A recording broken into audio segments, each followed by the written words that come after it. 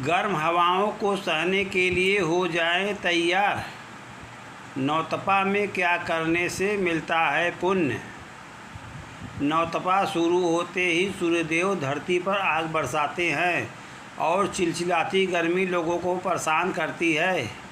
लेकिन शास्त्रों में ऐसे कामों के बारे में बताया गया है कि जिससे नौतपा का लाभ उठाया जा सकता है। नौतपा का अर्थ होता है 9 दिनों तक चिलचिलाती और भीषण गर्मी, जिसमें सूर्य देव धरती पर आग बरसाते हैं। पंचांग के अनुसार नौतपा की शुरुआत ज्येष्ठ महीने की शुरुआत से लेकर 9 दिनों तक होती है।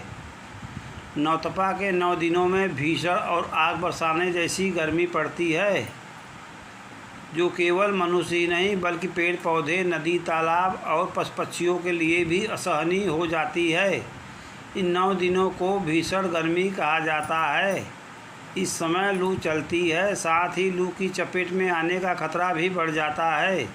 इस साल नौतपा की शुरुआत 25 मई 2024 से हो रही है, जो 2 जून 2024 को समाप्त होगी। पहला नौतपा में क्यों पड़ती है भीषण गर्मी। शास्त्रों के अनुसार सूर्य के रोहिणी नक्षत्र में प्रवेश करते ही नौतपा शुरू हो जाता है। रोहिणी नक्षत्र के स्वामी चंद्रमा हैं, जिन्हें शीतलता का कारक माना जाता है। ऐसे में जब सूर्य चंद्रमा के नक्षत्र में प्रवेश करते हैं तो इससे चंद्रमा प्रभावित होता है और उसका प्रभाव कम हो जाता है, यानी पृथ्वी पर चंद्रमा की शीतलता कम होने लगती है। ऐसे में धरती पर सूर्य के प्रभाव बढ़ने से गर्मी भी बढ़ने लगती है और मनुष्य, पशु पक्षियों के साथ ही प्रकृति पर भी भीषण गर्मी का प्रभाव पड़ता है। गर्मी को लेकर भले ही नौतपा कष्टदायी है, लेकिन शास्त्रों में ऐसे कई कार्यों के बारे में बताया गया है जिसे नौतपा के दौरान किए जाने पर पुण्य की प्राप्ति होती है। और इन पुण्य कार्यों का फल केवल इस जन्म ही नहीं बल्कि कई जन्मों तक मिलता है।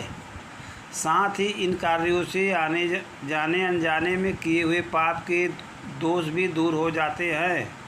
दूसरा, नौतपा में करे ए पुण्य काम। 3 पेड़ पौधे लगाएं। नौतपा के दौरान पेड़ पौधे लगाने से बहुत पुण्य मिलता है, लेकिन पेड़ पौधे लगाने के साथ ही इसकी सिंचाई भी करें।